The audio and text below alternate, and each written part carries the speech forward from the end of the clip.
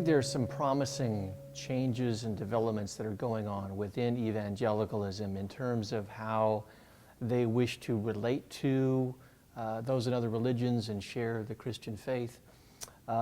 We are very aware in evangelicalism of shifting demographics.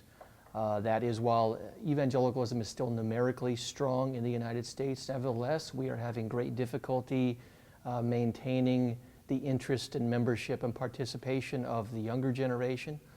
In addition to that, we're aware that there has been a shift in the global center of gravity in traditional Christianity from the West to the Southern Hemisphere, which means we need to rethink our place at the Christian table and how we engage those in our culture and other cultures around the world. And I think these changing demographics has led to a rethinking in certain segments of the evangelical world about how we go about the business of relating to people in other religions and how we share our faith. And I would like to be a part of that.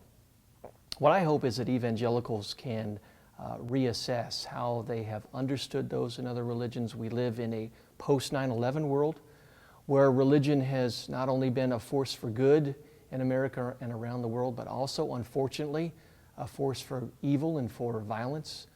And therefore, there is a place for moving as evangelicals beyond mere proclamation. It's not just that we have something to present to others, but that we need to also adopt a listening posture. That yes, we have something valuable in the gospel and in what Jesus has done for human beings to share. But nowadays, if the Western world is post-Christendom, if the church is no longer the defining center of Western culture, that means we can no longer go to the world and expect that we demand a hearing. Rather, we have to gain a hearing by being respectful, by being willing to honestly listen, to develop relationships, and to, in civil fashion, not compromise our religious convictions, share them with great confidence and boldness, but do so in a civil and respectful kind of way, and doing so in a dialogical fashion. That we can literally be religious diplomats, just as a diplomat might go overseas in the midst of great political instability and difficulty and hopefully gain a hearing on behalf of those they represent. So Christian ambassadors today in evangelicalism can approach a new way, just as biblical as anything that has been done in the past.